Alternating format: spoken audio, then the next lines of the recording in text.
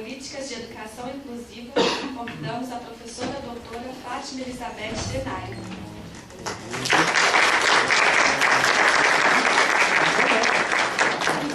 A professora Fátima é mestre em Educação Especial pela Universidade Federal de São Carlos e doutora em Metodologia do Ensino pela Universidade Federal de São Carlos. É professora do Departamento de Psicologia e do Programa de Pós-Graduação em Educação Especial da Universidade Federal de São Carlos.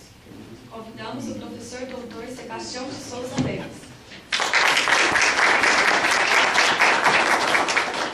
O professor Sebastião é mestre em Educação pela Universidade Federal de São Carlos e doutor em Psicologia pela USP. É professor do Programa de Pós-Graduação em Educação Escolar da Unesp de Araraquara.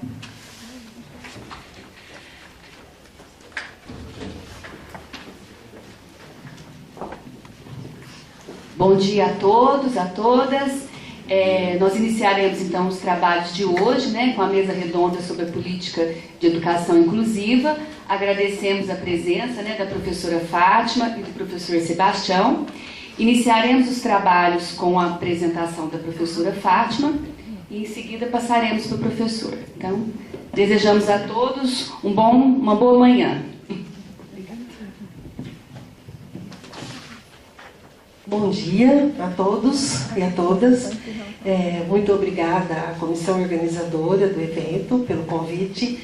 É com muita alegria, foi com muita alegria que eu aceitei e muita preocupação também, para que público eu estaria destinando a minha fala. Então a gente, quando trabalha com ensino, fica bastante preocupado em adequar aquilo que existe de real, de concreto, em termos de legislação, e aquilo que existe na contrapartida da prática. Então, depois eu fiquei um pouquinho mais tranquila quando eu recebi as informações sobre o evento. Então, qualquer eventualidade que aconteça, que ocorra aqui com as transparências, com os slides, estou à disposição para conversar, dialogar, enfim, discordar, concordar, enfim. O que interessa é a gente dar a conhecer alguns aspectos desse movimento, que é um movimento que o Brasil abraçou a partir dos anos 1990, principalmente a partir de 1984, com a Declaração de Salamanca, que dá aí, então, todo um direcionamento às políticas, inclusive na redação de muita lei, que o Brasil é campeão em lei, mas não é tão campeão na prática dessas leis. Então eu gostaria de convidá-las a assistir um pequeno filminho, curtinho, pediria a ajuda da assessoria técnica, para a gente ver um pouquinho esse filminho e depois nós conversaremos.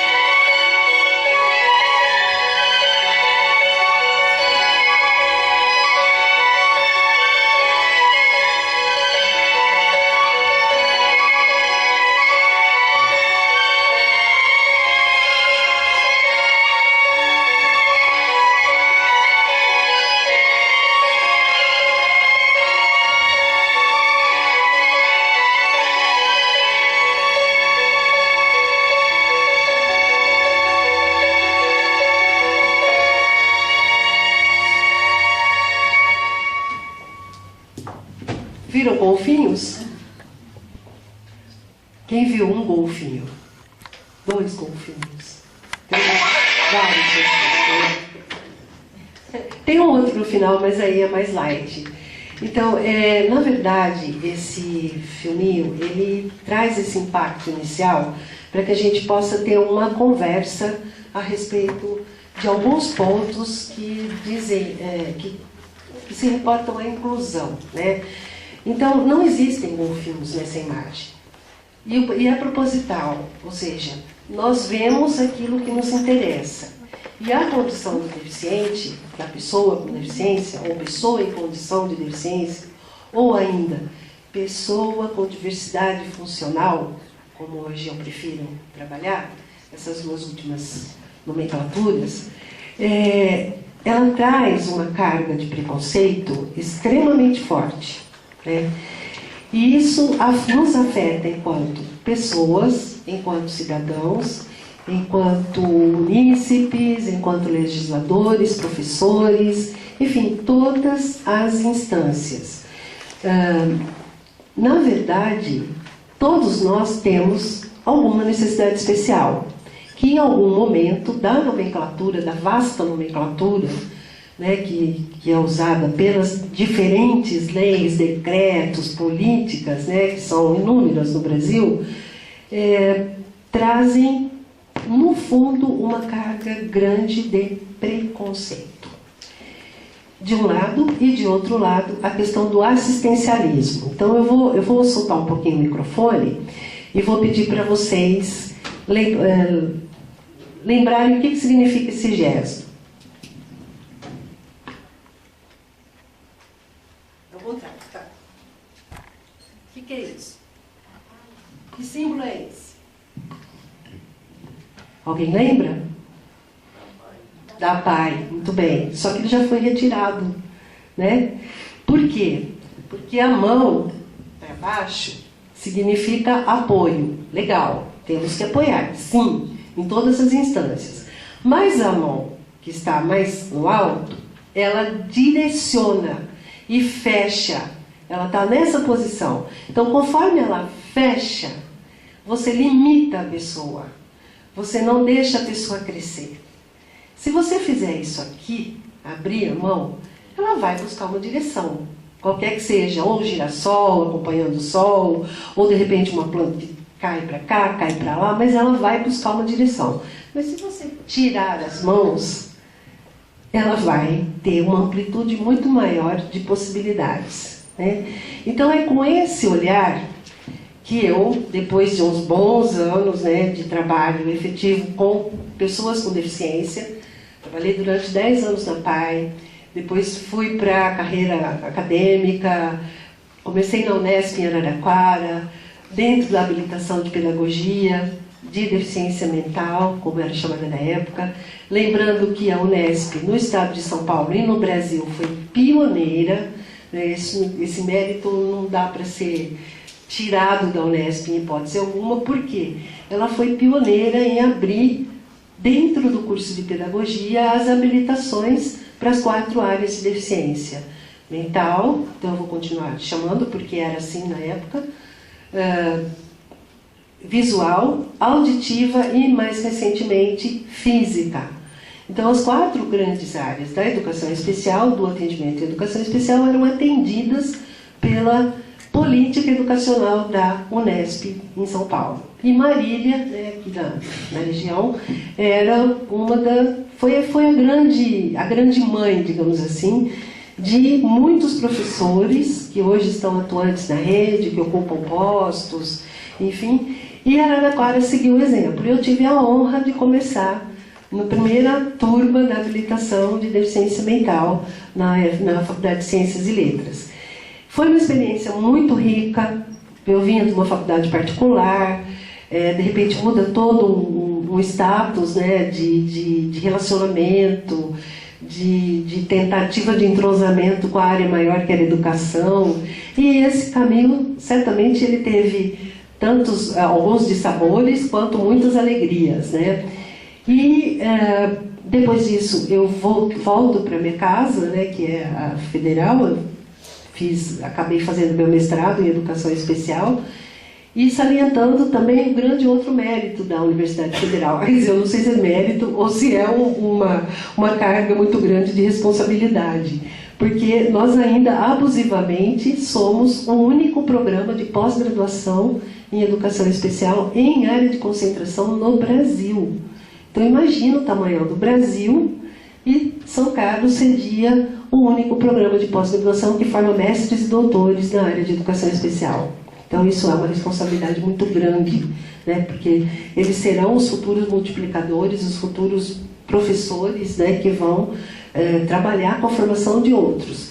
E mais recentemente, coisa de 10 anos, por conta de políticas governamentais, de novo a política, nós fomos meio que obrigados, entre aspas, a pensar numa possibilidade de trabalho que ampliasse o espectro da pós-graduação, já que esta não se destina à formação de professores, né, para o ensino fundamental.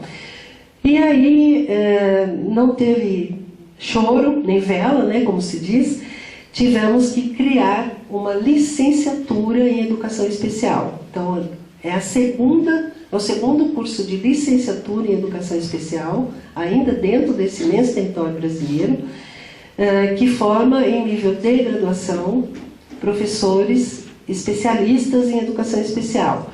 O curso foi pensado de uma forma a atender tanto o básico, que tivesse uma relação com a educação de uma forma geral, tanto a especificidade das diversas áreas que hoje compõem a Educação Especial. Então, ele é, a cada momento, revisto a cada ano nova legislação, novos decretos, novos direcionamentos, nos obrigam a repensar cada vez mais o tom do curso, né? O modo como o curso vem sendo desenvolvido.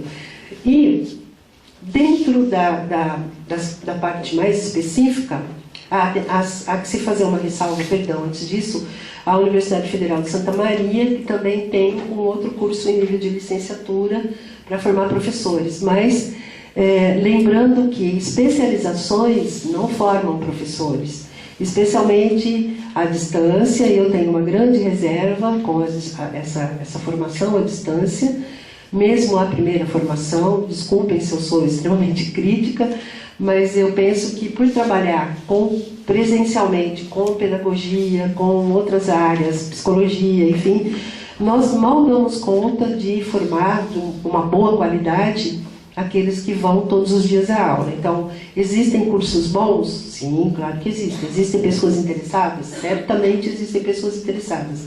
Mas o problema continua. Principalmente porque falta uma parte que é, a meu ver, determinante para que se tenha essa condição, né, de ser um bom profissional trabalhando efetivamente, que é o estágio, principalmente o estágio supervisionado. Então, essa característica nesses cursos, ela é simplesmente deixada de lado. Não existe quem faça. Existe um TCC que pode ser comprado, mandado fazer, enfim, a web está cheia dessas novidades, infelizmente, né? E usando as nossas produções sem as nossas autorizações devidas. Isso que é mais chato, né? Mas, enfim, gente, eu queria propor, depois desse filme, e vocês podem me interromper a hora que bem entenderem, e eu quero perguntar quanto tempo eu tenho, porque senão eu vou falar aqui a manhã inteira e o Cuca não fala. Eu falo demais. Tá ótimo. Você me limita, por favor. Porque assim, é um assunto que eu gosto, é palpitante, e eu vou falar aqui, né, Priscila, o dia inteiro. Bom, enfim. Eu fiz curso de magistério, ainda eu sou um pouquinho antiga, tá? Eu fui das últimas turmas do curso de magistério, que, a meu ver, foi um pecado ser extinto, né? Eu acho que era um logos de formação de excelência para quem quer realmente ser professor. E optei, concomitantemente ao segundo ano, surgiu a oportunidade de fazer uma especialização em São Carlos mesmo, via uma secretaria de governo, que era da ação social na época, para fazer uma especialização para trabalho com deficientes mentais. E lá fui eu. No segundo ano, tive que esperar mais um ano até me formar, mais um ano de quarto ano, que era opcional, e daí comecei a trabalhar na PAI.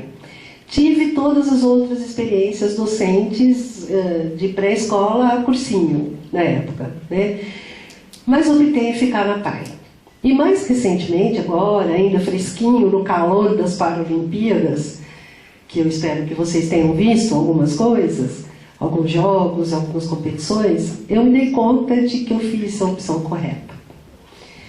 E durante toda essa trajetória, eu tento levar para a prática das disciplinas com as quais eu trabalho, na licenciatura, na pós-graduação, um pouco dessa experiência, que, a meu ver, é essencial para que se constitua uma execução de política que vem de cima para baixo, pré-determinada, sem que nós, né, sem que os colegas da área, sem que os colegas da prática, sem que as pessoas que estão efetivamente com a mão na massa percebam o quanto é necessário a descrição do seu ponto de vista, a descrição da sua experiência, a contribuição que essa pode trazer para que se engendre uma política realmente efetiva na sua aplicabilidade. Tá?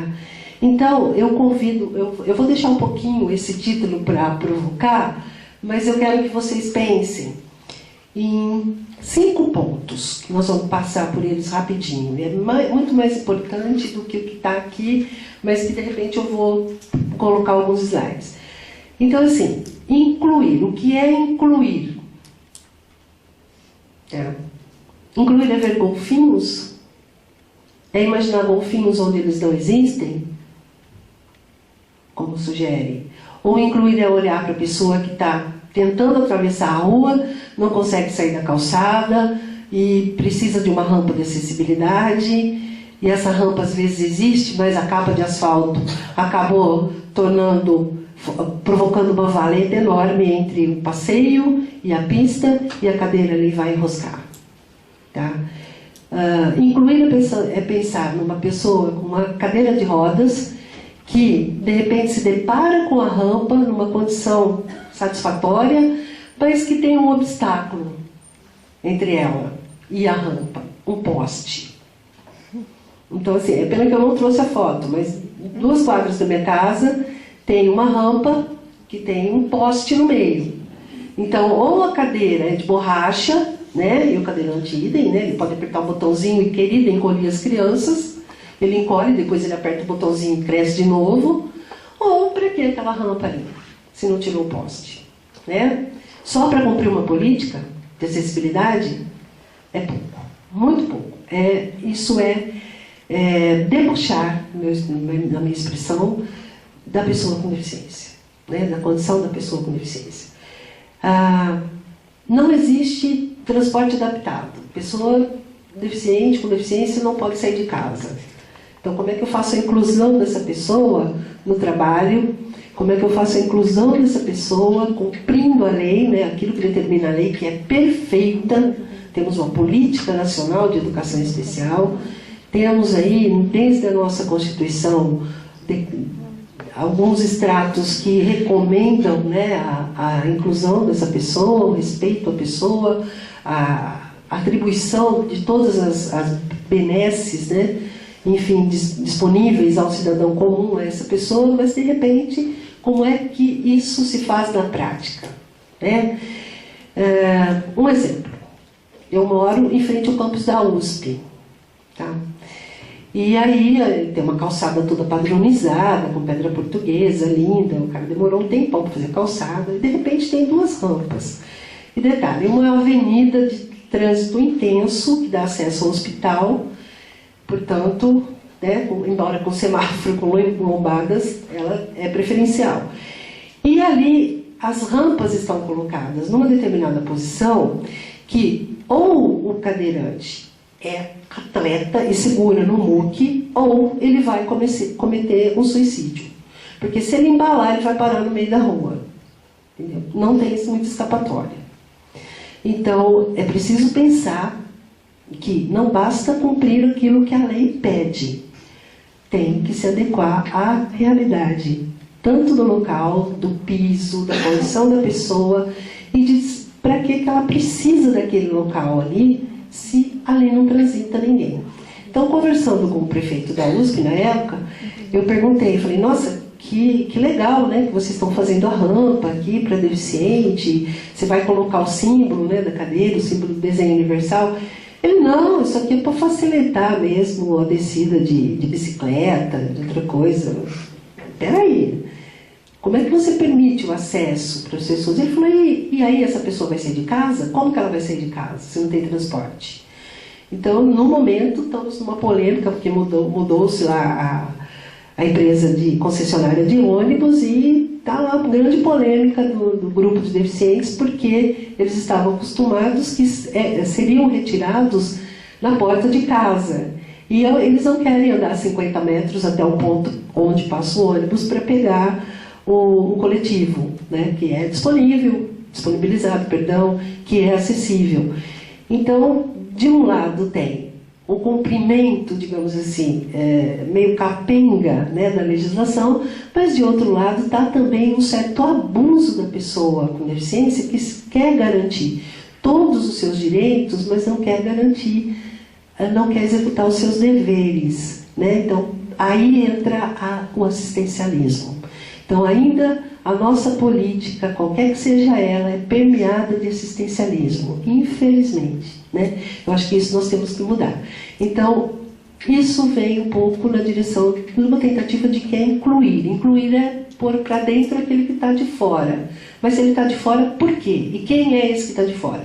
Chegamos ao segundo ponto. Quem incluir? E aí a polêmica é grande. A visibilidade aqui no vídeo, ela foi muito clara com o cadeirante, né? Com o surdo, né? Com a mão, e com a síndrome de Down, que tradicionalmente tem como característica, melhor dizendo, a deficiência intelectual. Não necessariamente. Nós temos hoje pessoas com síndrome de Down chegando à universidade, e não é qualquer universidade. Tá?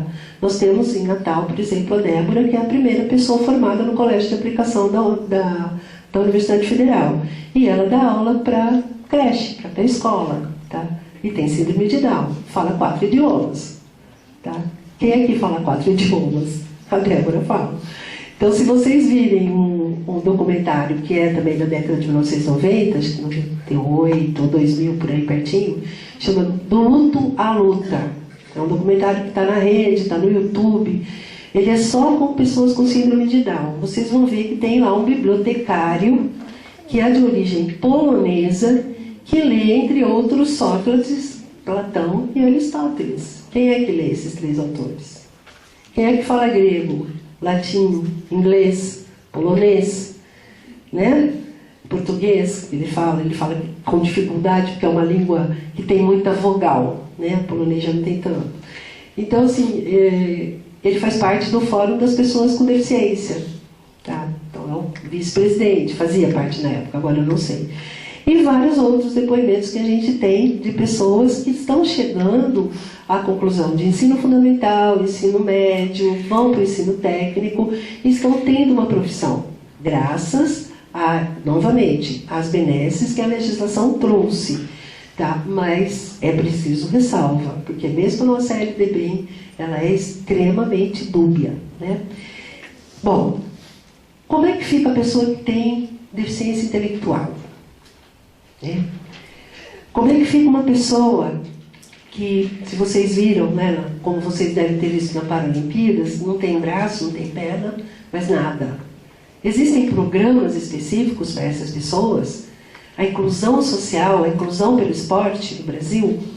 Muito pouco, embora a legislação seja perfeita e recomende. Então, o quem incluir fica na dependência de ter uma oportunidade de oferta do serviço, que a lei garante, ter o acesso facilitado, que é por meio de transporte público ou particular adaptado, mas principalmente com o empenho da família. Então, a gente não pode pensar na inclusão e não pode pensar na vigência efetiva das políticas se você não tiver o apoio da família. Ela é essencial. Então, quem incluir passa pela família. Ela é a instância primeira que vai determinar o sucesso ou não da sua pessoa, do seu membro com deficiência. O terceiro momento. Quando incluir? Tem que começar logo que nasce o bebê. Tá, mas como é que eu sei que o bebê, se visivelmente ele não tem nada, como é que eu sei, por exemplo, que ele pode ter problemas visuais ou auditivos? Então, existem meios hoje, teste do olhinho vermelho, que é um teste que qualquer médico oftalmologista pode fazer com uma semana de nascimento, após uma semana de nascimento, no máximo, ele detecta se existe catarata congênita ou outras afecções que vão futuramente causar uma cegueira ou uma visão subnormal. Tá? Então isso é possível e é garantido pelo SUS. Né? Então qualquer pai, qualquer mãe pode reivindicar esse exame. Está lá garantido nos direitos. Em relação à audição, hoje, eu tenho uma colega que brinca muito, que ela diz que não precisa aprender Libras, porque daqui para frente ou a gente vai ter que furar todos os tímpanos das criancinhas, porque hoje já existe um recurso que é o implante coclear, que também já é garantido pelo SUS. Ou seja, qualquer um, quando o otorrino detecta que a criança não escuta, vai lá buscar que existe esse recurso disponível. Então, se cuidar do bem da infância, esse quando é logo após o nascimento, o mais rapidamente possível, daí a importância da área da saúde, conversar com a área da assistente social, daí a importância destas áreas também interagirem com a família. Tá? Então é toda uma cadeia que precisa ser respeitada para que essas políticas possam realmente ser dimensionadas da melhor maneira possível e com êxito. Né? Então esse quando incluir, o quando é o quando for possível. Tá? Se era o caso de um jovem, de uma criança que começa a ir para a escola, hoje já tem toda uma política nacional de educação especial que traz as recomendações para que, e o Estado de São Paulo de novo sai na frente, pela Secretaria de Educação. Eu devo ter alguns documentos aí, se eu tiver depois eu posso disponibilizar para vocês. Não sei ainda se eles foram já sancionados, né, como lei, mas estavam em estudos por uma equipe e fica para conhecimento. Cada área da deficiência tem um grupo de especialistas, incluindo professores da rede, colaborando na elaboração dos pontos que são essenciais para essas políticas.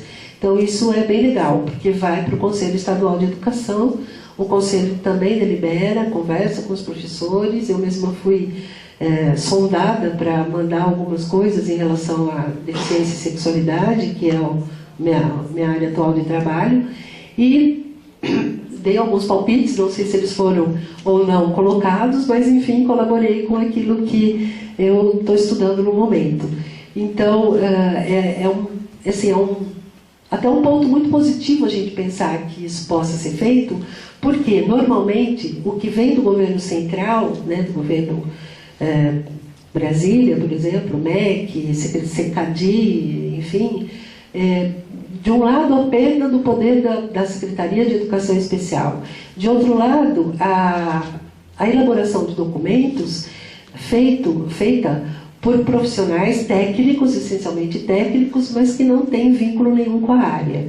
Então, esses documentos, eles perdem um pouco o seu valor implícito, justamente por conta da falta de contato dessas pessoas com as pessoas com deficiência. E principalmente porque não ouvem as pessoas com deficiência.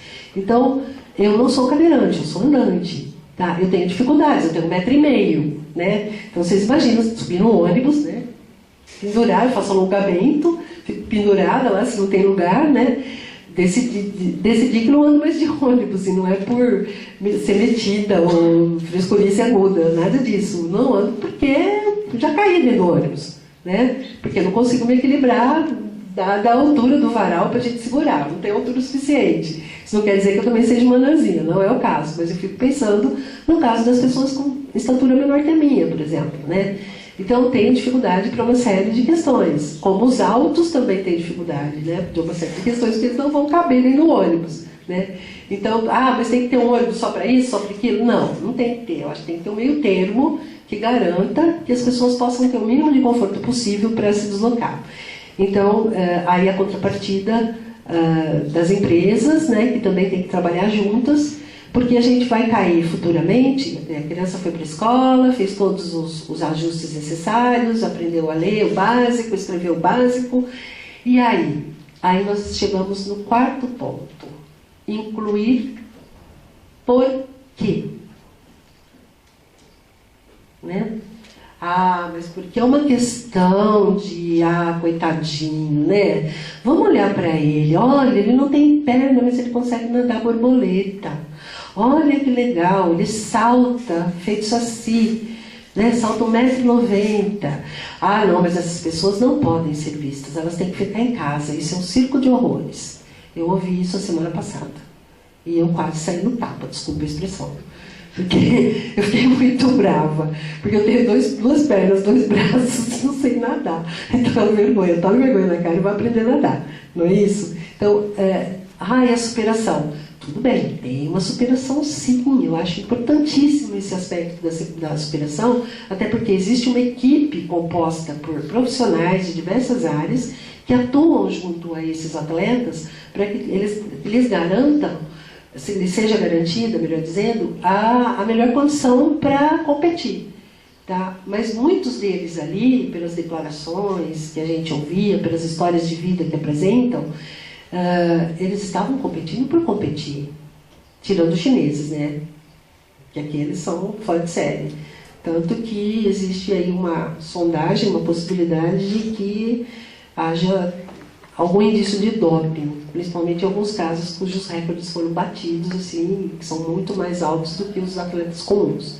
Então existe já um movimento do Comitê Paralímpico no sentido de vistoriar essas condições com uma clareza, uma transparência maior para que isso não aconteça novamente. Tá? Então, incluir por quê?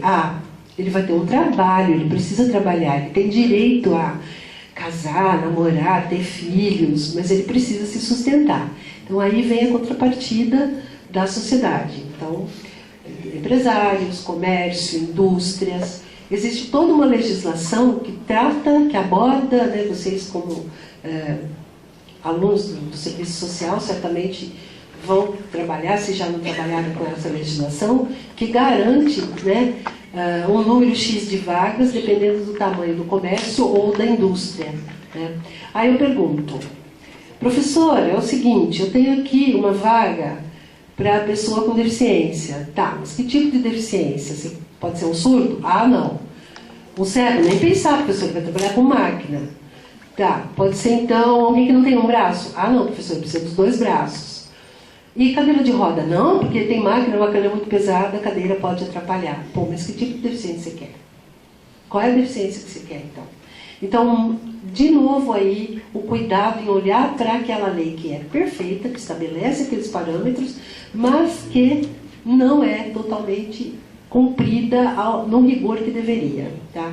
Então, salvam-se honrosas exceções que as pessoas trabalham, que tem seus registros, mas aí tem o benefício, né, que é outro embuste, esse benefício. Né? Então, tem um salário mínimo destinado à família da pessoa que tem deficiência e que ganha 1/3 do salário. Tá. Então, beleza. Ele sai do emprego porque ele vai ganhar um salário. Mas aí fica a cobrança da sociedade. Ele não faz nada, ele fica em casa, ele tem que ter alguma atividade. Porque daí ele começa a praticar alguns atos que podem ou não ser ilícitos no olhar daquela sociedade. E, basicamente, esses atos dizem respeito à questão da sexualidade. Então, a pessoa com deficiência tem direito a expressar e a manifestar seus desejos como todos nós, que somos cidadãos comuns. Tá? Não existe uma política específica para a educação sexual dessas pessoas, mas dentro da transversalidade existe uma outra alegação de que é possível fazer isso. Então, esta é uma área que ainda está em descoberto e que precisa ser extremamente cuidada e com cuidado extremo para que a gente não caia de novo nas exceções que a LDB nos coloca. Então, precisa de um emprego, precisa de um trabalho, precisa ter uma ocupação. Tá?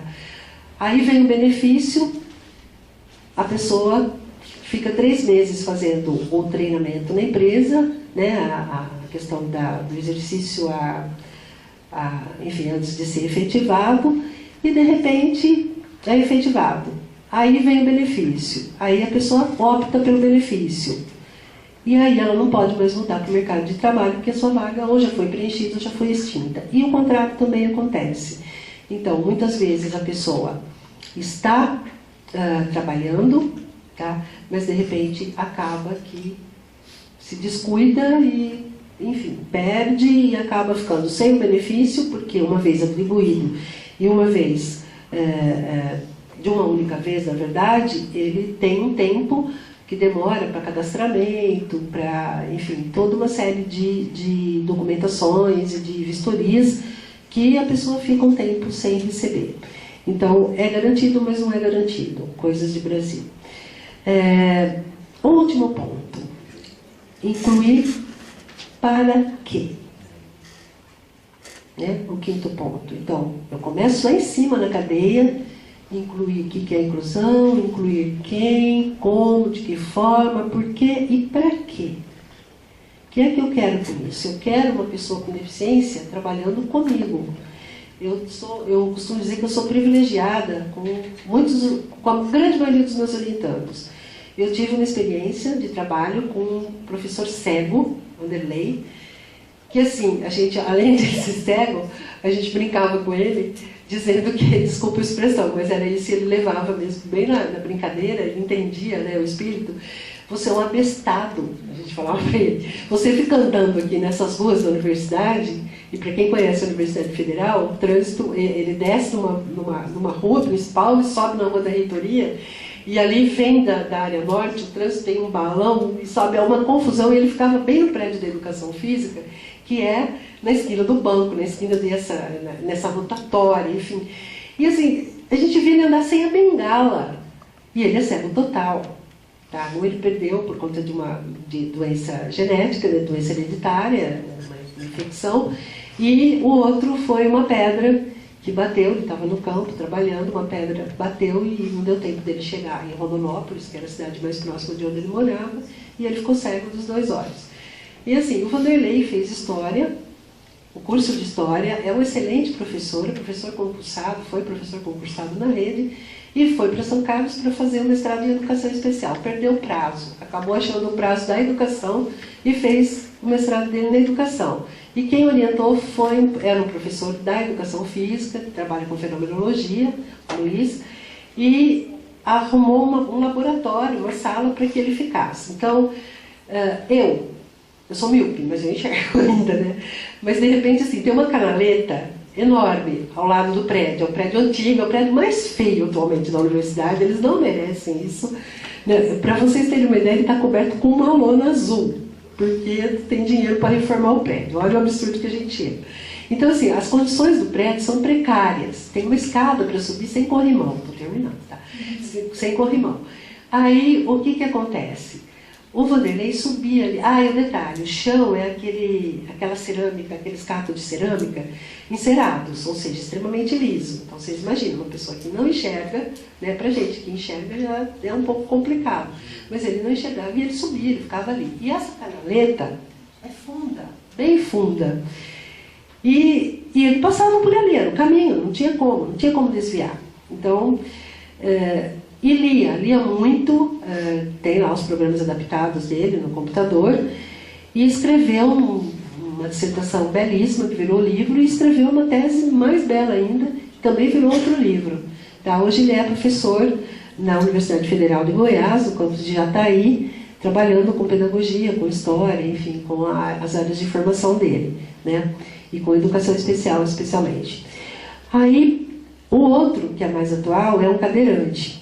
Tá, o Calixto, ele é funcionário também de Goiás, no Instituto Técnico, e ele está agora para defender, já qualificou, e eu tive uma experiência com ele, eu acho que Você foi para a Colômbia, né? Foi, né? Você lembra do tumulto no aeroporto? Nós tivemos... Bom, chegou um cadeirante e não chegaram 160, como na Paralimpíada, né? Aí o povo já fica mais treinado. Aí chegou um cadeirante, o cara não sabia como agir com ele. Então tem que tirar ele da cadeira, porque a cadeira dele é monobloco, ela não fecha, né? Ele é pesado, ele é gorducho. Então a cadeira dele é monobloco, ela é pesada, só solta as rodas. Então aquela cadeira tem que ser despachada, não pode ir com ele, porque ela não passa no corredor do avião. E aí o funcionário, depois de chamado, ele disponibilizou uma cadeira sem os braços, uma cadeira de rodas mais estreitinha, e colocou o Calixto na poltrona dele. Então, essa foi uma experiência muito rica, porque efetivamente eu nunca tinha viajado, né, principalmente para o exterior, com uma pessoa com deficiência que demandasse um cuidado mais especial. Então isso serviu de lição para mim também. E assim, a todo momento, o que também teve uma vantagem maravilhosa, né? Então, quando você vai com pessoa com deficiência, você tem prioridade em tudo. Então, não abusamos da prioridade, mas usufruímos daquilo que foi nos dado da melhor maneira possível, com todos os agradecimentos. Chegando, 11h30 da noite, depois de viajar o dia inteiro, né? Desde as 6 horas da manhã viajando, chegamos lá no aeroporto de Bucaramanga, né? Onde seria o congresso, e aí vamos desembarcar.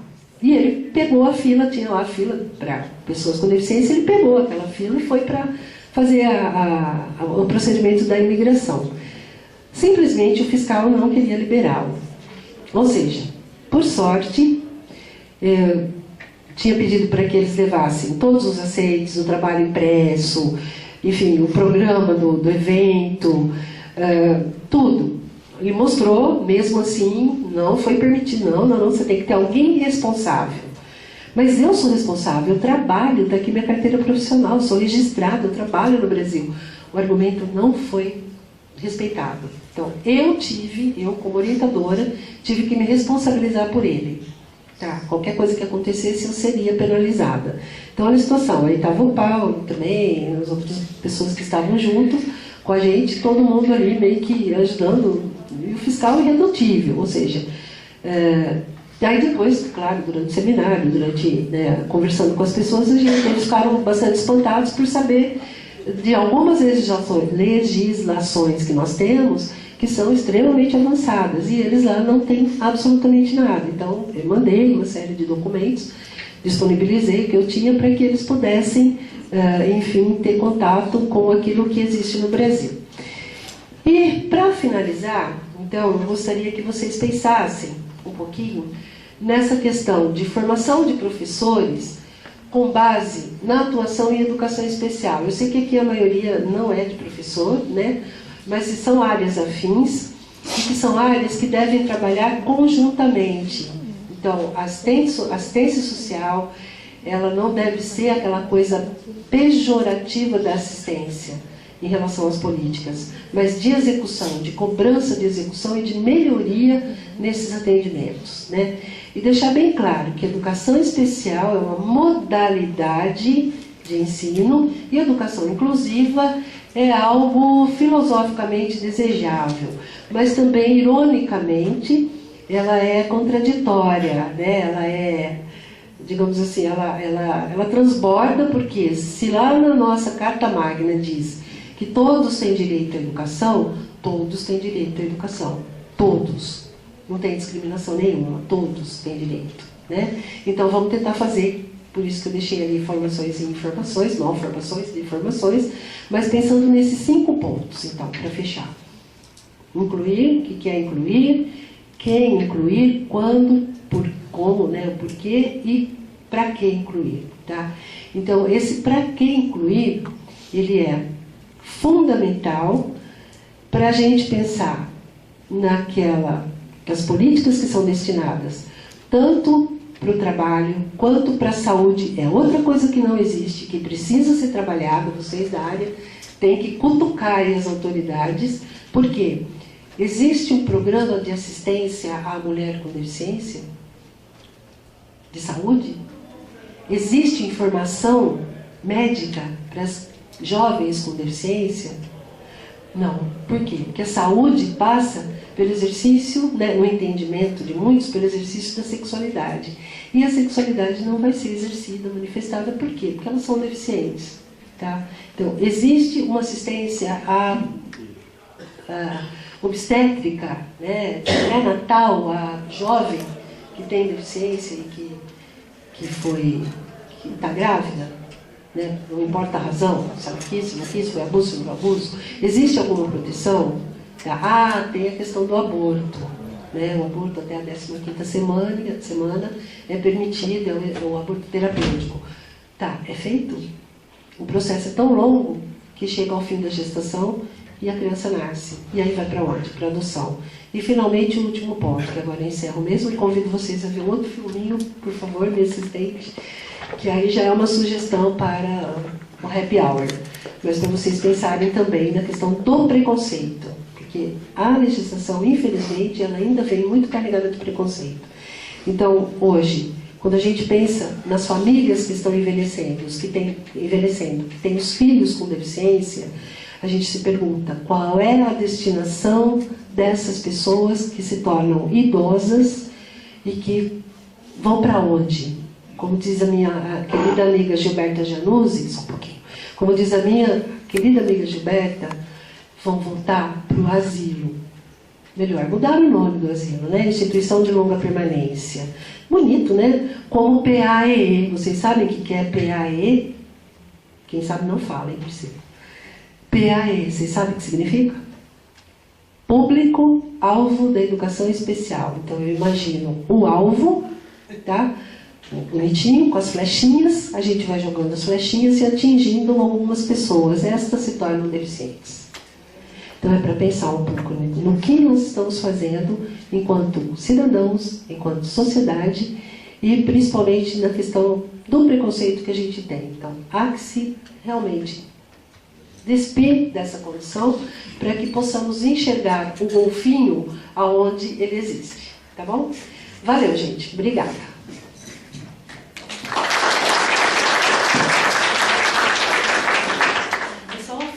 Agora, como se não faço propaganda da cerveja, tá?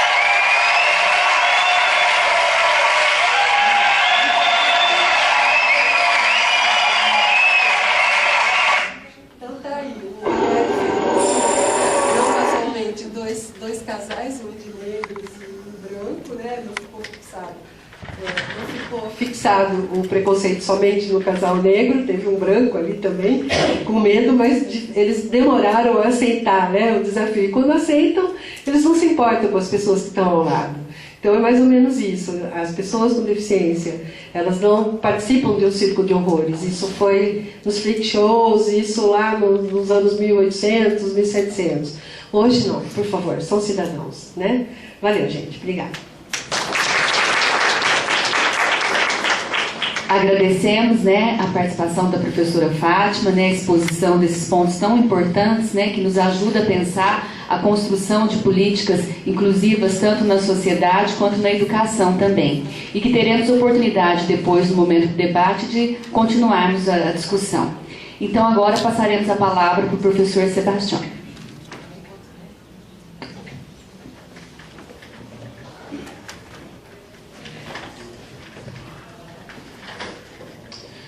Bom dia, obrigado pela presença de todos e todas.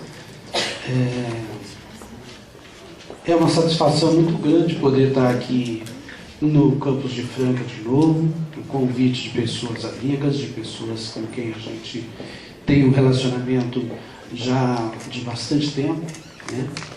Eu sempre que venho aqui para Franca, eu tenho assim uma satisfação imensa de estar aqui, porque uma das primeiras vezes que eu prestei concurso para a Unesp foi aqui no campus de Franca. E eu não entrei. Então, tudo bem, né? A minha insistência acabou prevalecendo e eu acabei entrando na Unesp um dia, né? Mas, quando eu recebi o convite para estar aqui falando nesse seminário, eu fiquei um pouco preocupado de pensar como trazer para cá um assunto que envolvesse essa situação de discutir políticas de educação inclusiva.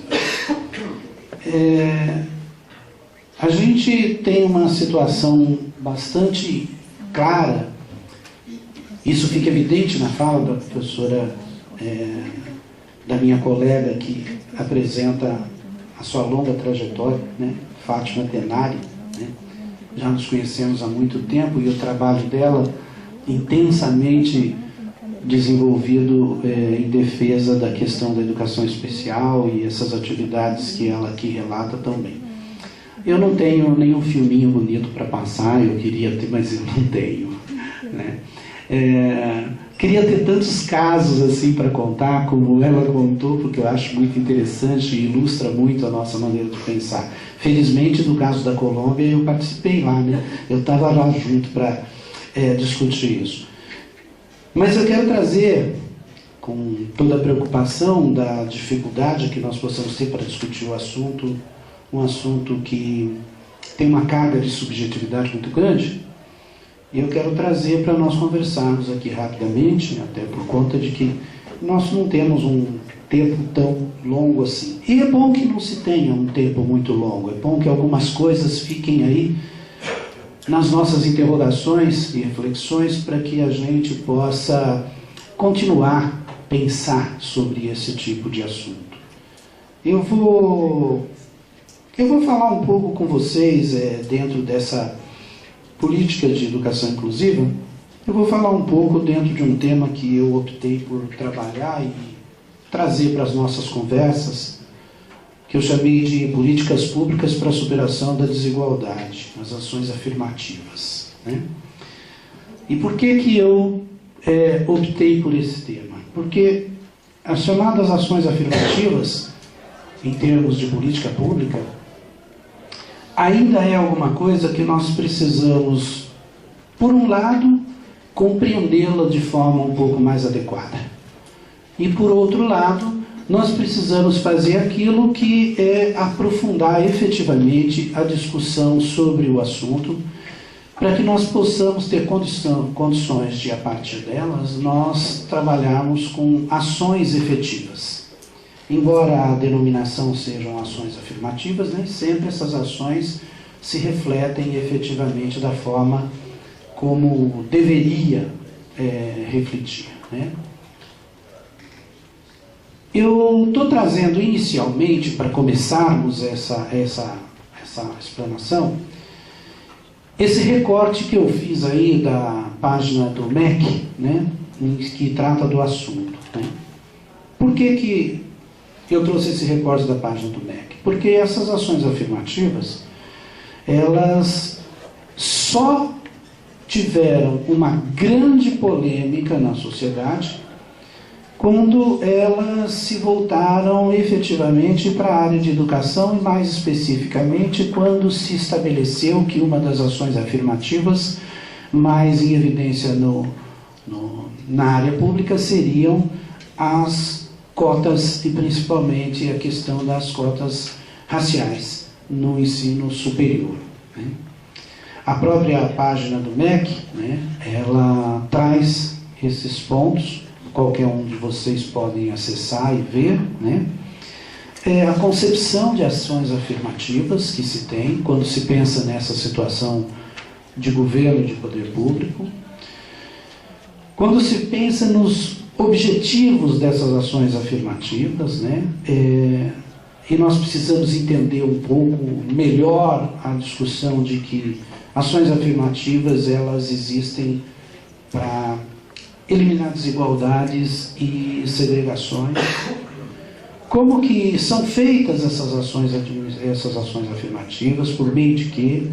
Quais as ações afirmativas que existem no Brasil? Que na maioria das vezes, quando se fala em cotas, todo mundo só pensa na questão das cotas raciais para as universidades e o ensino superior. Existe cota para um monte de coisa no Brasil. Existe até a cota para que exista um percentual mínimo de mulheres nos partidos políticos atualmente. Existe cotas para tudo. Existe uma questão de cota definida para idoso, existe uma questão de cota definida no trabalho para parte deficiente, existe a cota em relação a gênero, existe uma série, mas a discussão se faz presente mesmo quando acontece isso.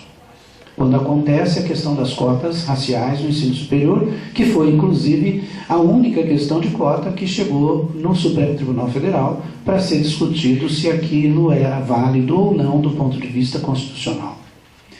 E, por fim, as ações afirmativas, se elas são políticas antidiscriminatórias ou não, né?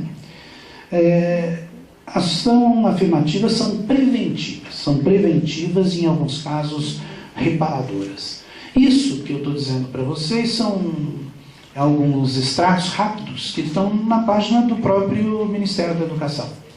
Isso é uma questão oficialmente reconhecida no poder público brasileiro, e nós temos, sim, da mesma forma que a legislação sobre questões de deficiente, nós temos nessa área uma das legislações na área educacional, em que pese algumas discussões que podemos fazer depois, se for o caso, e tivermos tempo, claro.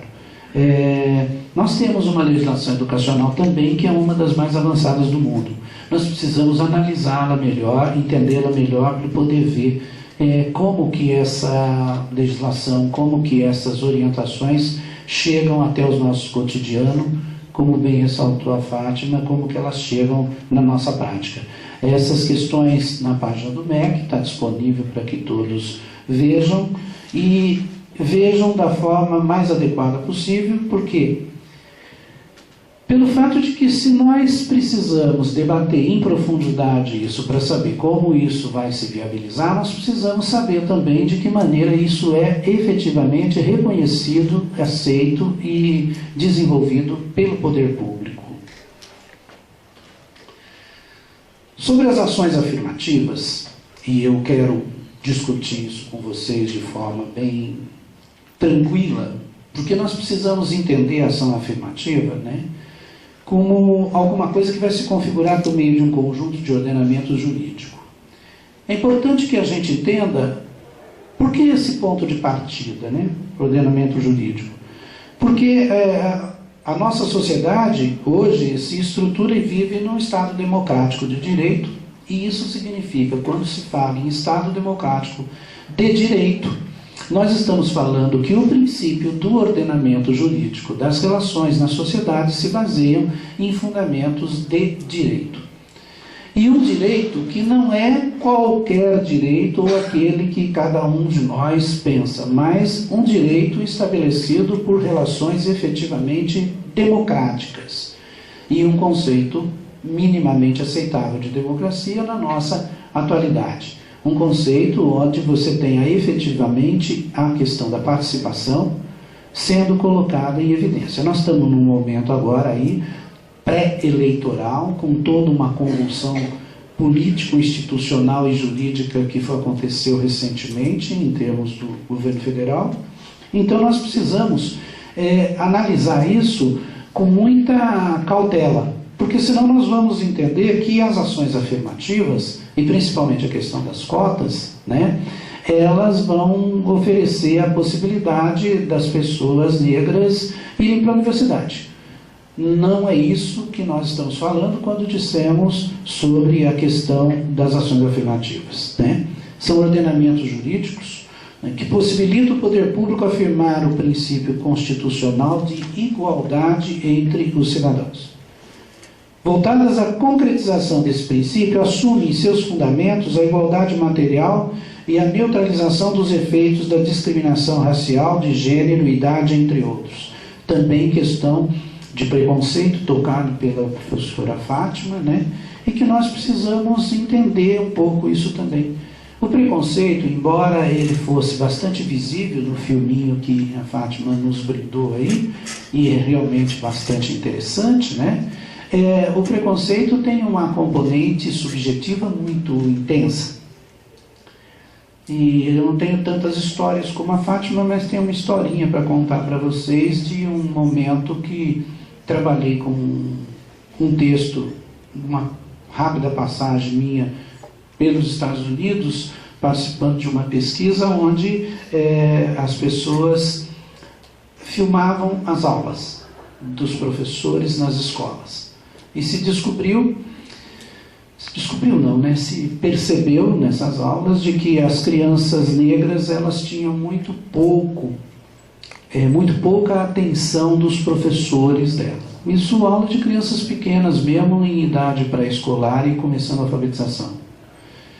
E se fez um levantamento desses dados no sentido de se ver mesmo o tempo, né, que as pessoas davam atenção aos negros. E depois, esse grupo, né, da Universidade de Westfália, em New Orleans, voltou nas escolas para perguntar aos professores como é que eles se sentiam em relação a isso.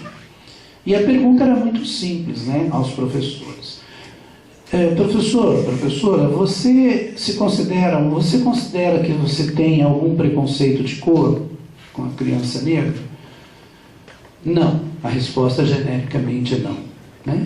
Aí pergunta assim, por que você então se dedica muito mais tempo de atenção às crianças negras do que às crianças brancas? Então as respostas deles iam desde, eu não faço isso. Então, mas ali está o filme mostrando, né, com o contador de tempo, que a senhora faz, né? E ela afirmar, não, eu não faço isso. Né? Até dizer o seguinte, olha, é que, pelo menos na minha turma, as crianças negras são muito mais inteligentes, eles exigem muito menos a nossa atenção do que as outras crianças, né? E isso foi uma pesquisa longa, de um período bastante longo, em se tratando apenas de um momento de coleta e análise de dados, né? E isso foi aprofundado com consequências complicadas. E eu não sei se é de conhecimento de todos, mas New Orleans é uma cidade onde o predomínio é da raça negra, são em torno de 87, 88% da população é negra, né? Então, as salas de aulas estão abarrotadas de crianças negras e assim por diante, né? Então, isso tem uma questão envolvendo o preconceito que está numa dimensão de mentalidade da população paradigmaticamente instituída mesmo, né? Nem todos nós percebemos a dimensão do preconceito que nós trazemos em nós. E isso prejudica significativamente a compreensão das ações afirmativas, né? Porque nós não vemos as ações afirmativas com a isenção devida.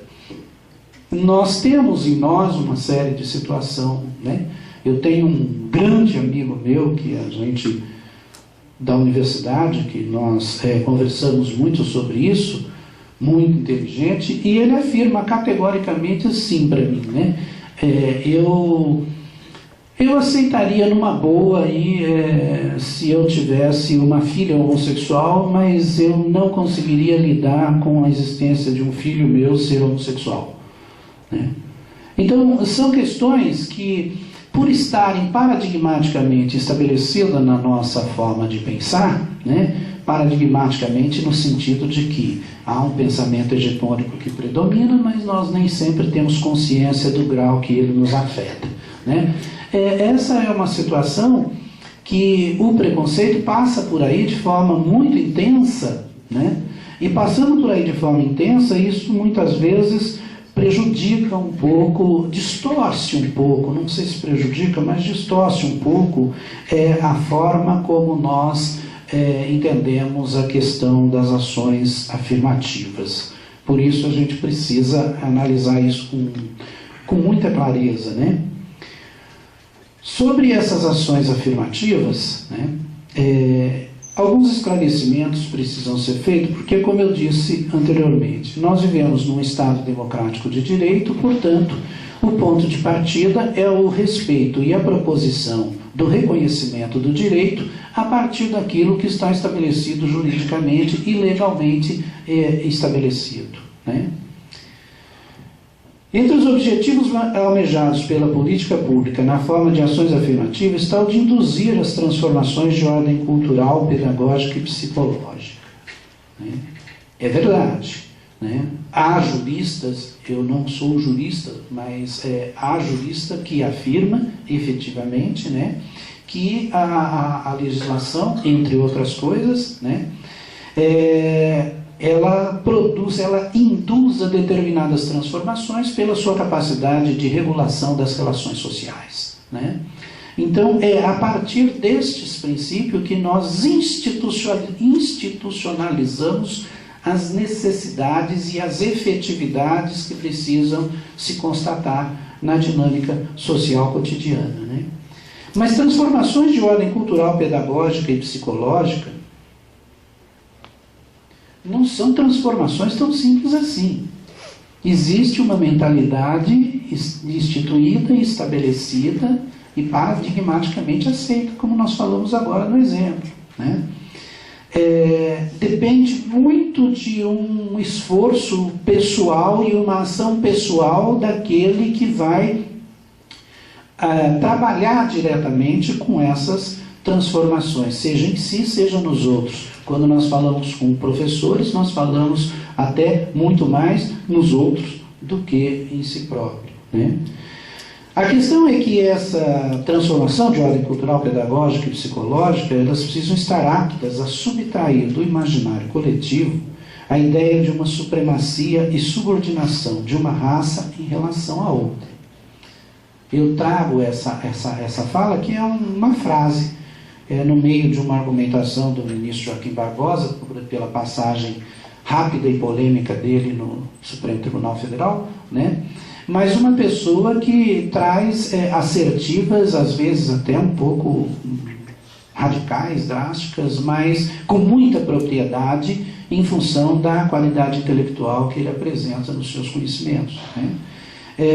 Quando ele fala subtrair do imaginário coletivo a ideia de supremacia e subordinação de uma raça em relação a outra, ele está avançando muito mais no sentido de que essa supremacia, ela não é gratuita. Se ela está lá estabelecida nas argumentações do campo do direito, e o direito, embora no Brasil seja originário e se constitui a partir do direito romano, ele tem componentes de consuetudinariedade, ele tem componentes dos costumes que nós trazemos.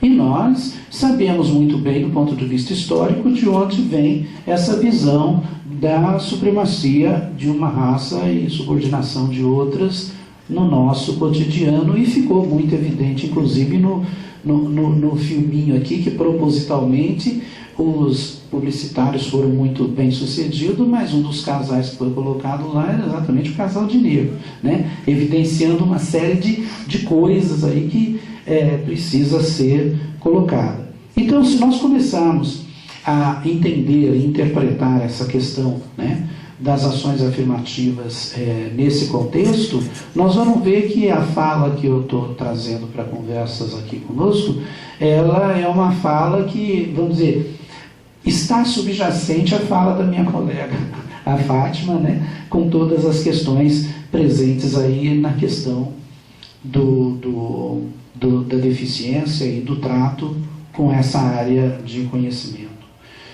Nós precisamos ver também que nós estamos, então, diante de uma sociedade democrática. O que nós temos é um Estado democrático de direito.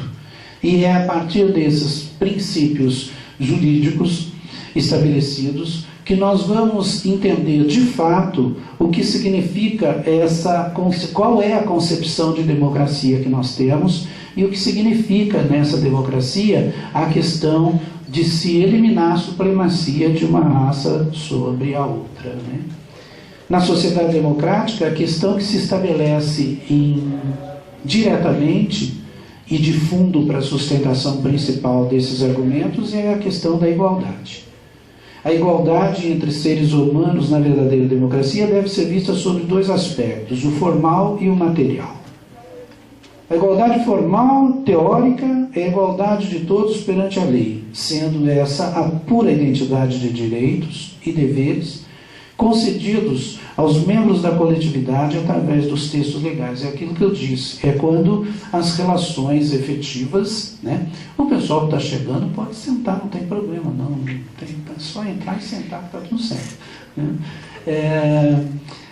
Essa igualdade formal, né, ela vem e ela se estabelece institucionalmente quando elas de fato configuram nos textos legais. O Estado democrático que vemos no Brasil é um Estado democrático de direito. Nós precisamos dessa visão institucional para que possamos, não só aos direitos já conquistados, defendê-los, e aqueles que ainda almejamos, termos os caminhos explícitos e seguros para que nós possamos conquistá-los. Em termos de direito, temos que pensar sobre dois aspectos. Há direitos que precisam ser defendidos e há direitos que precisam ser conquistados. Direito não é benesse, direito não é, como é que eu posso dizer, direito não é uma benevolência ou uma dádiva. Direitos são conquistas, conquistas e capacidade de preservação, né? Já a igualdade material consiste no tratamento igual e uniforme a todos os seres humanos, sem que nenhum impedimento a qualquer deles, qualquer possibilidade de terem as mesmas oportunidades e as mesmas chances. É importante que se veja isso e se coloque assim. Eu sei, eu vou usar o momento fantástico das Paralimpíadas, né? Porque eu não sei se vocês já viram, tem um documentário que eles fizeram, não sei se você já viu também, né? É uma coisa bem recente, que eles colocam os flashes das ações dos paralímpicos escrito, né, falando, sim, nós podemos, né? E no meio aparecem alguns flashes alguém dizendo para eles, mas vocês não podem. E aí continua as cenas de pessoas fazendo feitos importantíssimos, dizendo, sim, nós podemos, né? O que significa? Significa que ainda existem aquelas pessoas que enxergam ou não podem. Mas não é só com os deficientes, né? É com o negro também, né? É com a mulher também, né? A mulher não pode vestir roupa usada, né? Na fala dos últimos... Vocês chegaram a ver o último levantamento, saiu da Datafolha, sobre a questão do estupro, que 37% das mulheres e da população, envolvendo homens e mulheres da população, acham que a mulher que se exibe com roupas sensuais e provocantes não podem reclamar se forem estupradas, né? Coisa recente, semana passada saiu esse relatório aí de um levantamento muito intenso. Então, o que nós estamos tentando entender é que nós precisamos estabelecer uma relação mais intensa nesse cotidiano né, de relações institucionalmente reconhecidas e cobrar a devida responsabilidade, né, e termos o instrumental para isso na atualidade, né? Não dá mais para nós, naquilo que são direitos a serem preservados, nós fecharmos os olhos, né? Eu vou pedir uma licença especial, minha querida Fátima Denari, quando ela fala que existe uma lei lá perfeitinha. Eu preciso discordar de você. Não existe lei perfeita. Não, e elas não têm essa perfeição mesmo.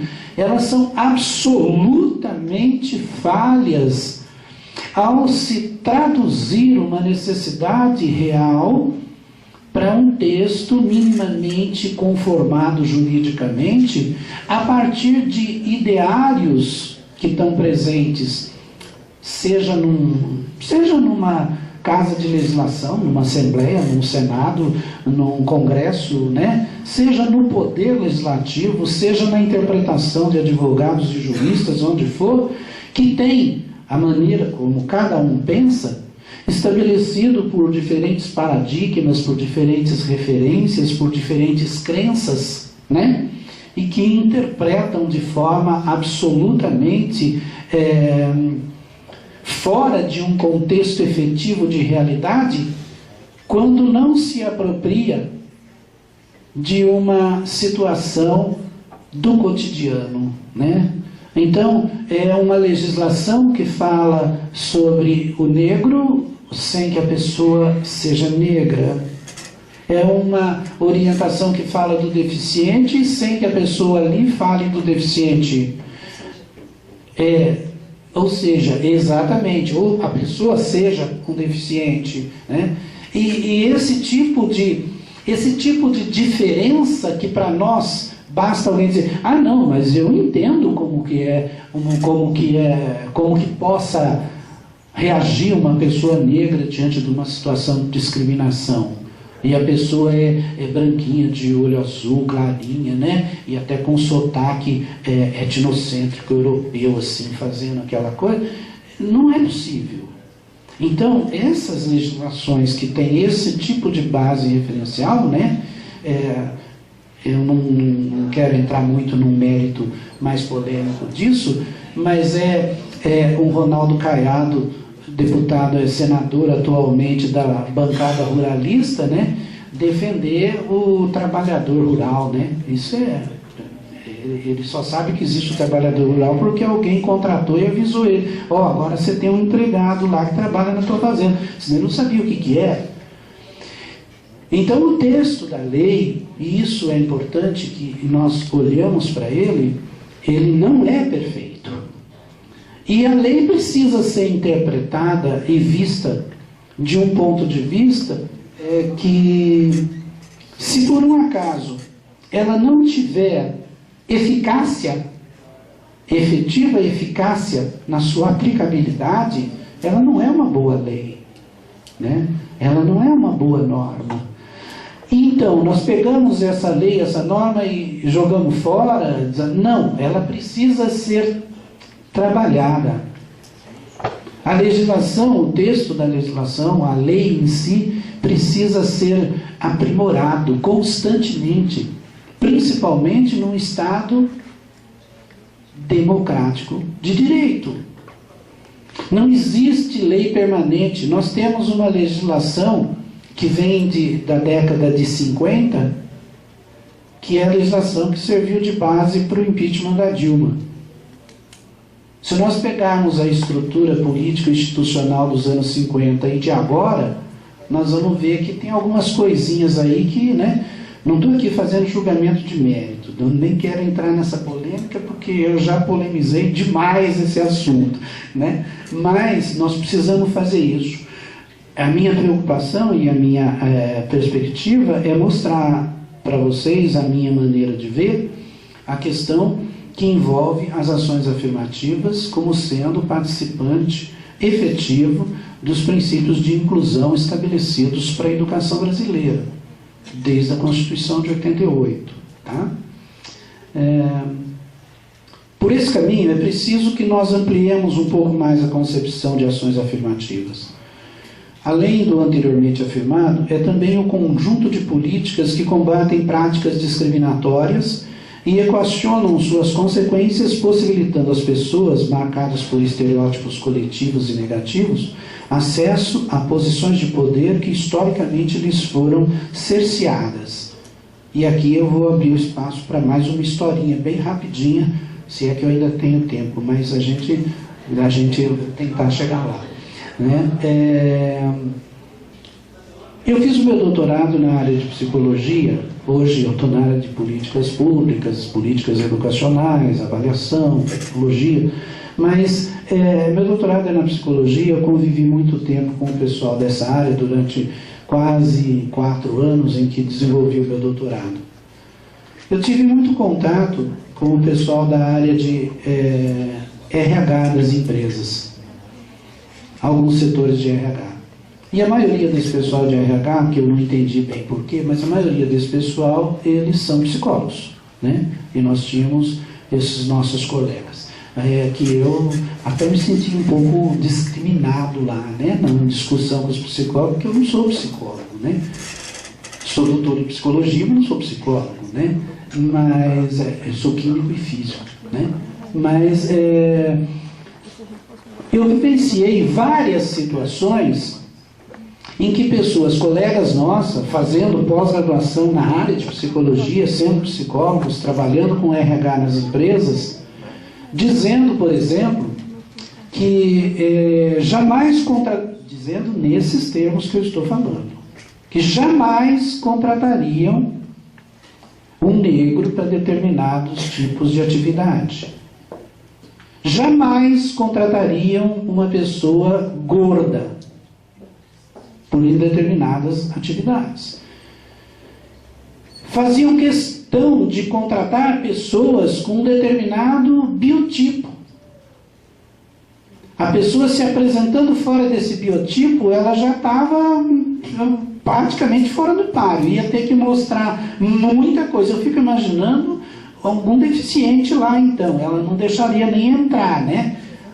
Provavelmente, se fosse um deficiente visual, fecharia a porta de vidro e falava, pode entrar, e aí ele não conseguia, ela falava, bom, ele não conseguiu entrar, então tudo bem, deixa lá fora, né? Ou coisa parecida. Então, essa situação em específico, né, ela é reveladora de toda uma carga, consciente ou não vou julgar aqui, de preconceito, né, que do ponto de vista das ações afirmativas, né, se constitui estereótipos que as pessoas levam consigo pelas características que se apresentam, né. Nesse contexto ainda vou tentar ser rapidinho, que já está aqui no fim, tá, para já ir para os riscos finalmente. Sendo assim, né, são medidas especiais e temporárias que possuem objetivos específicos que, uma vez alcançados, tornam-nas desnecessárias. Acho muito difícil, né? Aquela visão daquilo que surge para ser temporário vira permanente. Vira permanente quando a mentalidade não evolui ou a transformação não ocorre. Então nós precisamos cutucar isso sempre, todo dia, toda hora. É o nosso papel fazer esses cutucões. É o nosso papel lembrar as pessoas disso, né? É preciso que isso seja assim, né? Porque senão aquilo que é temporário vira permanente. Nós precisamos sim de ações afirmativas para oportunizar que uma série de coisas ocorram na sociedade. A partir do momento que isso se torna parte da mentalidade instituída, nós não precisamos mais dela. Não precisamos, porque nós precisamos entender que há sim essa, como dizem os sociólogos, né, essa evolução da sociedade, né? Então, é nesse sentido que nós precisamos verificar. Nesse momento, no Brasil, entende-se que as ações afirmativas devam ser elaboradas e executadas fundamental e principalmente pelo Estado. Eu já ouvi a conversa de que essas ações afirmativas podem ser feitas por toda a sociedade civil.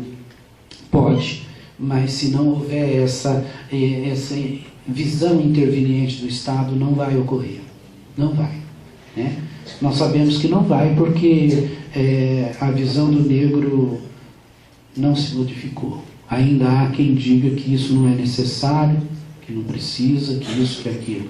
Há aqueles que dizem, não, eu não tenho nada contra os pretos, eu tenho até alguns colegas que jogam bola comigo. Grande coisa. As experiências políticas de ação afirmativa tão questionadas por alguns, em todo o mundo, elas já existem há muito tempo. Elas já foram instituídas na Índia, na Malásia, na África do Sul, em Gana, na Guiné, na Argentina, no Paraguai, na Bolívia, no Peru, no Equador, no México, e eu poderia dizer perto de 78 países em que essas ações, essas medidas de Estado já foram efetivadas. E de propósito eu não falei agora nesse rol os Estados Unidos, porque os Estados Unidos, há quem diga inclusive que as ações afirmativas começaram nos Estados Unidos nos anos 50, né? Foi bem antes disso e na Inglaterra. Mas os Estados Unidos, dando exemplo de democracia para o mundo, ele precisou fazer isso para também oportunizar, embora lá, principalmente, a questão do negro tenha sido trabalhada a partir de uma outra ótica. A minha visão é meio distorcida, porque a minha visão da questão do negro nos Estados Unidos é da cidade de New Orleans, no Alabama, que é um estado negro, né? E segundo os próprios americanos, aquilo lá não é Estados Unidos. Então, é sim. Eu fui lá ver, pelo menos do ponto de vista da demarcação, é sim, né? Então, essas são as questões que nós precisamos entender no contexto brasileiro. O que significa em nosso país as ações afirmativas? Segundo o José Heck, um estudioso da área jurídica, ele tem uma frase que diz assim: as ações afirmativas, como a institucionalização do sistema de cota, levam a sério o direito como fator decisivo de integração nacional, prosperidade material e sobrevivência humana, o que para o falacioso mito da democracia radical não passa, erroneamente, de mais um blefe da República dos Bacharéis. Né? Os bacharéis acham que, né, nós vimos aí a luta que se passou alguns dias aí. Estou sendo meio rápido, depois a gente retoma se for preciso. Além disso, no recorte do Estado Democrático de Direito, as políticas públicas, sob a forma de ações afirmativas para o acesso dos negros à universidade e aos centros tecnológicos de excelência, não são movidas por razões de natureza econômica e não se deixam reduzir à questão social. Elas atendem direta e principalmente o ordenamento jurídico vigente. Não é benesse, não é alguma coisa que faz. Ela atende ao ordenamento jurídico do sentido e significado do que seja um Estado democrático de direito. O sistema de cotas raciais é um mecanismo adequado do Estado democrático de direito e a democracia um preceito constitucional e não o que alguns chamam de boné social, né? Meu posicionamento. A regulamentação de cotas raciais assumidas e regulamentadas pela universidade é politicamente um ato mais prospectivo do que retrospectivo. A visão compensatória olha o passado e busca oferecer recompensa pelos prejuízos sofridos.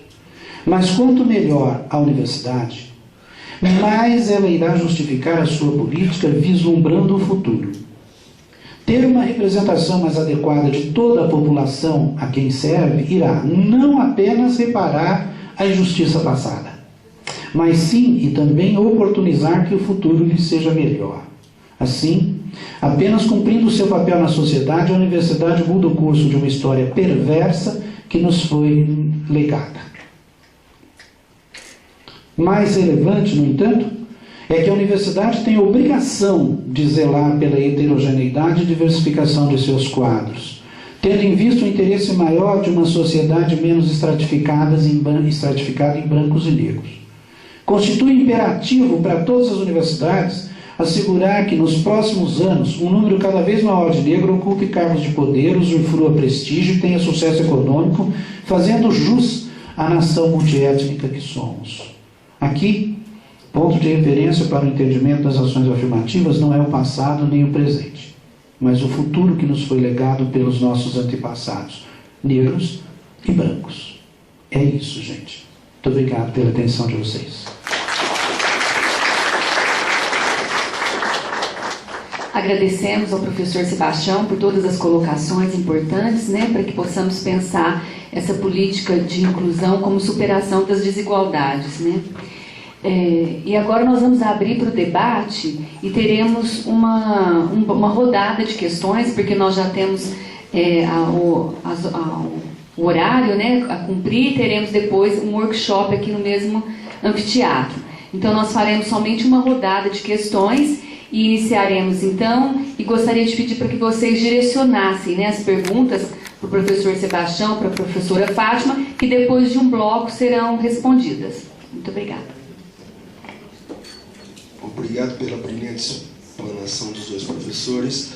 Ao professor Sebastião, eu queria saber se os psicólogos que o senhor falou do RH, eles aplicam o Mein Kampf nazista para contratar pessoas.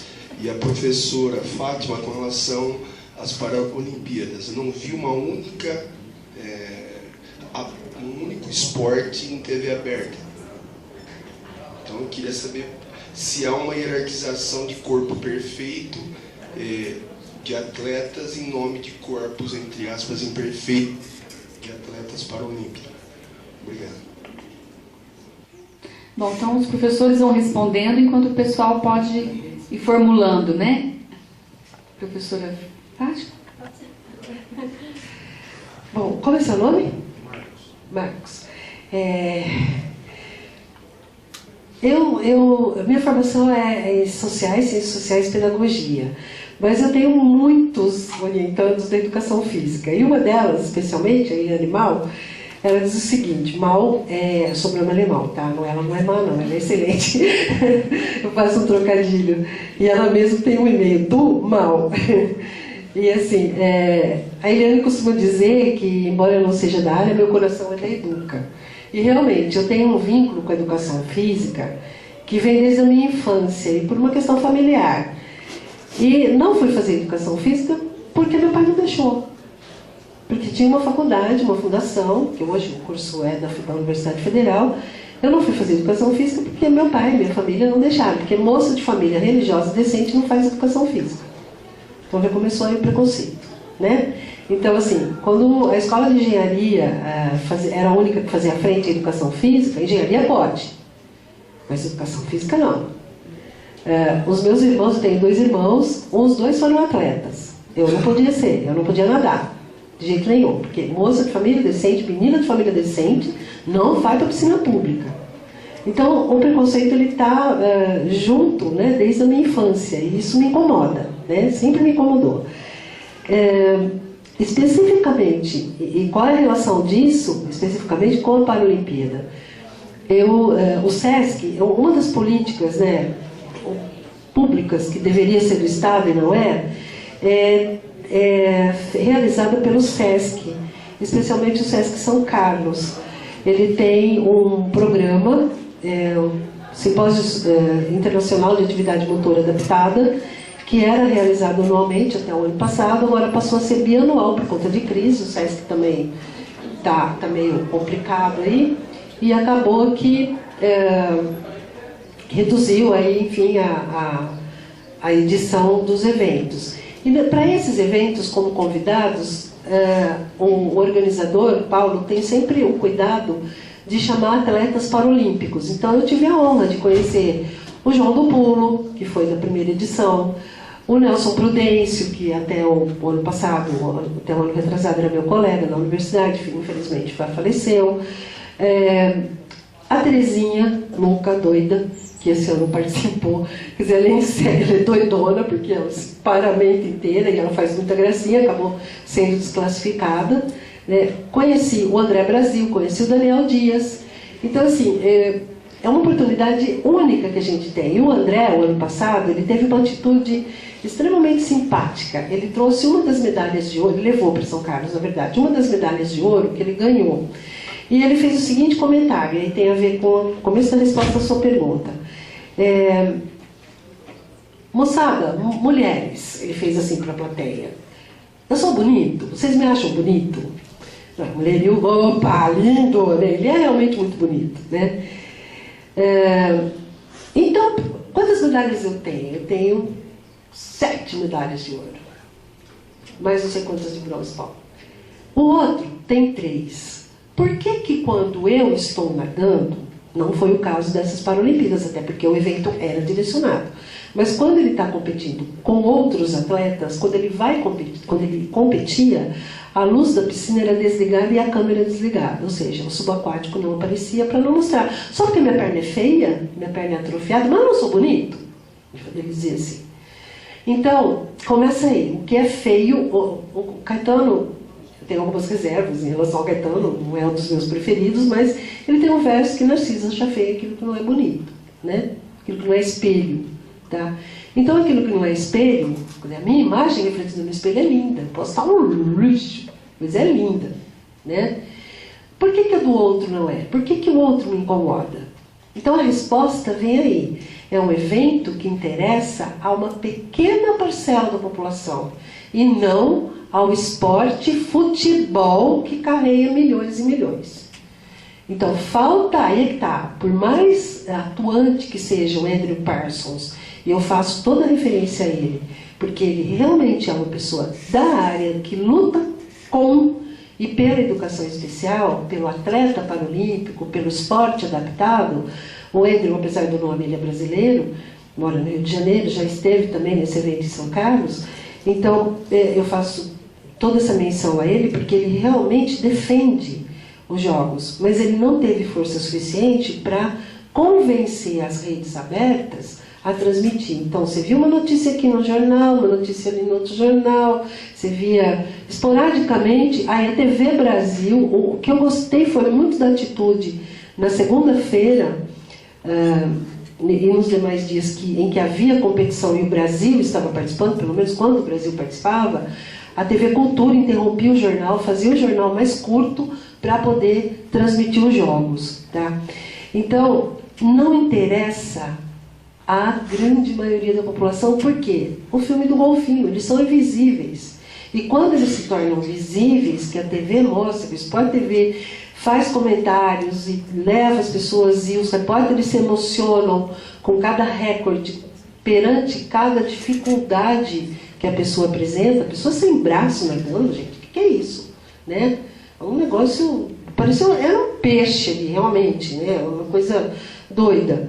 Então, doida, linda de se ver, né? Para mim é maravilhoso. Eu sou um entusiasta, né, dessa modalidade, dessas modalidades. Mas, enfim, não interessa para a rede, porque isso não traz propaganda, tá? Isso não traz recurso. Então, aí é que deveria haver uma política institucional, nos moldes disso que o Cuca apresentou agora, de que, a partir do momento de execução, possa ser estendido a todos. Então, eu vejo o exemplo lá de São Carlos. A gente tem 2 cursos de educação física, na federal e particular, numa faculdade particular. Eu não vejo em nenhuma praça da cidade atividades direcionadas a pessoas comuns, tá? A velhos, a idosos. Tem lá, fizeram um parque lá do Bicão, botaram uns instrumentos, uns aparelhos, fizeram um parque onde era o cartódromo, transformaram o cartódromo, que era excelente, por conta da urbanização ao redor, aí foi feito todo um remanejamento, aquilo virou uma pista, virou um local de atividades menos recomendáveis, tipo fumantes, né, drogas, né, leis de passagem. Então, aquilo tem alguns aparelhos que estão deteriorados, as pessoas não podem chegar ali. Por quê? Porque são ameaçadas por outras condições de pessoas, outras pessoas em condição de marginalidade, que acabam trazendo esse desconforto. Então, a meu ver, o que falta é uma conscientização maior da importância que essas pessoas têm, e aí eu não vou ficar só na questão da que superação. Não, é inspiração. Para mim é inspiração, é inspirador o que eles fazem. Mas todos eles, pelo menos de todos os que eu ouvi em entrevista, que eu li as histórias, a presença da família é fundamental. Se a família não estiver perto, ninguém consegue nada. E a gente via isso muito patente nas arquibancadas, as torcidas com as bandeiras, quando as pessoas ganhavam as medalhas e iam ali conversar com as famílias. Então, eu me arrependo de não ter ido, foi assim uma mancada muito feia da minha parte, eu deveria ter me programado melhor para ir, assistir pelo menos algumas modalidades, 2, 3 dias, não ia me alterar muito a minha rotina, mas infelizmente, quem sabe toque, né? A gente consiga ir e ver como é que isso funciona no país alheio. Aí depois, daqui 4 anos, eu talvez possa responder melhor para você que todos os canais lá no Japão transmitiram os jogos, né? Mas é um fator econômico, infelizmente. Você não vê propaganda com pessoa com deficiência. Por quê? Porque a pessoa não tem credibilidade. Porque a pessoa não existe, ela é invisível, né? E aí, só para fechar, retomando um ponto que o meu amigo falou, a respeito do preconceito e da exclusão, né? O Cuca, é que a gente é mais íntimo, a gente chama de Cuca, tá? Desculpa aí, gente, se eu entreguei, desculpa aí, tá? Mas, assim, que é o seguinte, quando você dá a primazia a alguém, porque isso é concedido, né? Você já tem aberta a porta da exclusão e da exceção, porque eu deixei, eu permiti. Não é desse jeito que tem que ser. Ele está ali junto comigo, entendeu?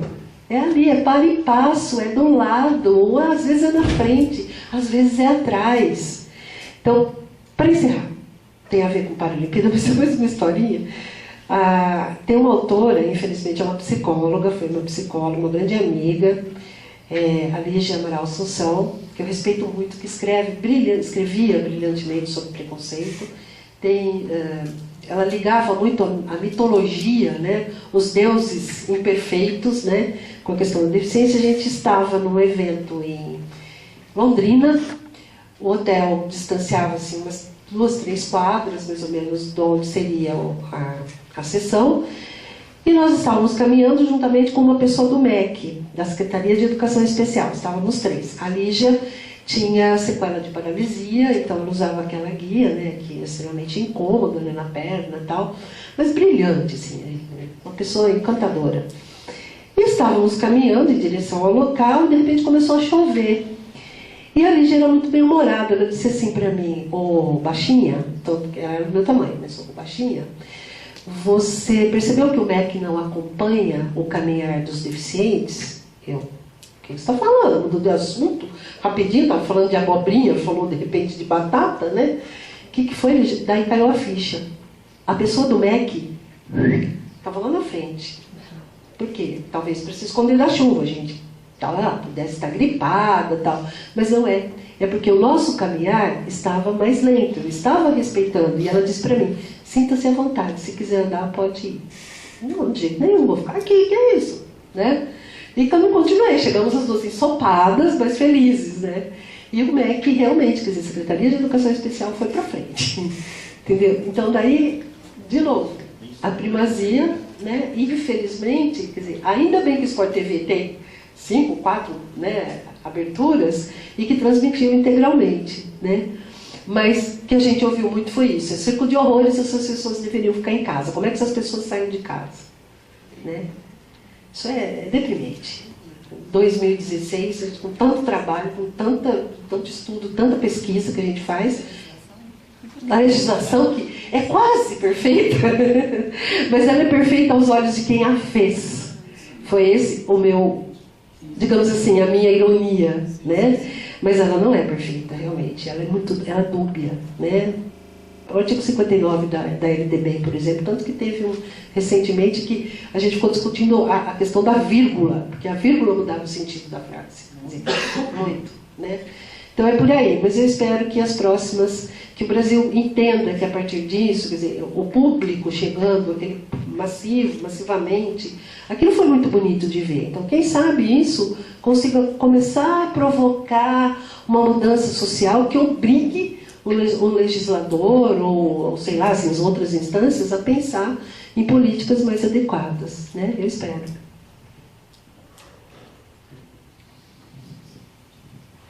Então, olha que coisa interessante, né? Realmente, essas falas, elas acabam chegando em algum lugar. E nós nem combinamos. E nós nem combinamos isso, né? Podia ter combinado. Talvez não desse tão certo, mas o Marcos faz uma colocação, talvez o pessoal do RH seguisse um princípio nazista de seleção, né? Na verdade, eu prefiro acreditar que não, né? Vamos colocar, diante da questão, vamos colocar a resposta assim. Eu prefiro acreditar que não. Para mim é uma questão de ignorância mesmo, né? Não há outro elemento aí que se evidencie que não é ignorância mesmo, né? Até porque qualquer debate que na época se colocava para buscar os argumentos dessa questão, quem não tem argumento sempre atribui ao outro a responsabilidade daquilo que ele não quer fazer, né? Então, sempre. E a maior parte desses casos, que infelizmente, viu gente, não era um caso ou dois, não. Tá? Eram muitos casos. Eu posso dizer para vocês que, dependendo do tipo de instituição e de empresa, os setores de recursos humanos agem assim na maioria dos casos. Na maioria dos casos. Tá? Então, existe uma situação. Eu quero rapidamente falar duas coisas sobre isso, porque o ponto de partida para mim é ignorância, e eu tive que fazer uma tese sobre percepção de estilos cognitivos, que é um estudo sobre inteligência humana, então, no meu doutorado, então fica meio complicado eu não interpretar de outra forma esse tipo de posicionamento. Eu quero crer que essas pessoas não têm ideia do que seja um nazismo ou coisa parecida, e se tiver também não vai fazer muita diferença. O que eu entendo, e a sua pergunta me possibilita refletir sobre isso hoje, na área mais especificamente de políticas públicas, educação, avaliação educacional, etc., é o seguinte, né? Nós precisamos saber por que isso é assim. Por que uma pessoa chega tão longe nos seus estudos, na sua capacidade de entendimento, na sua capacidade cognitiva, na sua condição de informação e de apropriação de conhecimento, e faz afirmações tão rasas, né? E quando você argumenta com elas, elas vão dizer sempre para você, porque a empresa que é assim, porque foi dito assim, porque quem me pediu a seleção disse que era para ser assim, ou coisa parecida. E, bom, enfim, essa é uma questão que nós precisamos ponderar mesmo. Nós precisamos ponderar dessa forma.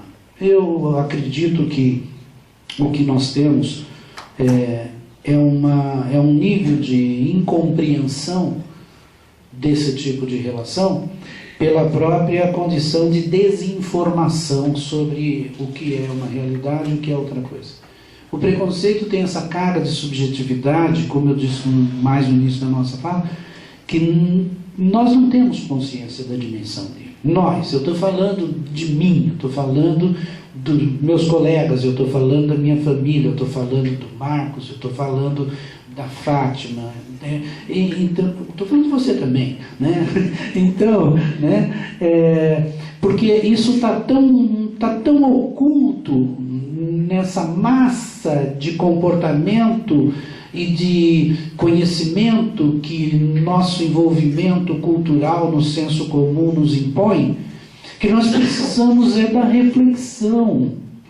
Nós precisamos fazer uma coisa que, para mim, foi muito interessante interpretar dessa maneira. Nós precisamos fazer autocrítica permanente. E autocrítica permanente no seguinte sentido, do que é crítica. E para mim ficou muito gostoso quando eu entendi, eu estou procurando de onde saiu essa frase, que eu preciso achar, porque se eu descobrir que essa frase eu concluí e ela é minha, eu vou ficar numa alegria imensa, mas eu acho que não é bem o caso. Mas a crítica, enquanto perguntas, questões, indagações que desassossegam as certezas. Eu estou tentando procurar de onde veio isso, né? Mas se for meu, eu vou ficar muito feliz, porque eu até já botei no meu relatório do pós-doutorado, eu botei no meu relatório essa frase. Então, se nós constantemente conseguirmos fazer essa pergunta que nos desassossega, estou falando de nós mesmos, podemos fazer para o outro também, mas fazer para nós mesmos, né? perguntas que desassossegam as nossas certezas. Não precisa nem mudar, basta que ela desassossegue. Isso é crítica. Nós precisamos de uma reflexão crítica nesse sentido permanentemente. Porque senão nós vamos sim trabalhar em processo seletivo usando parâmetros nazistas, mas nós não sabemos que estamos fazendo isso dessa forma. Obrigado pela sua pergunta, viu?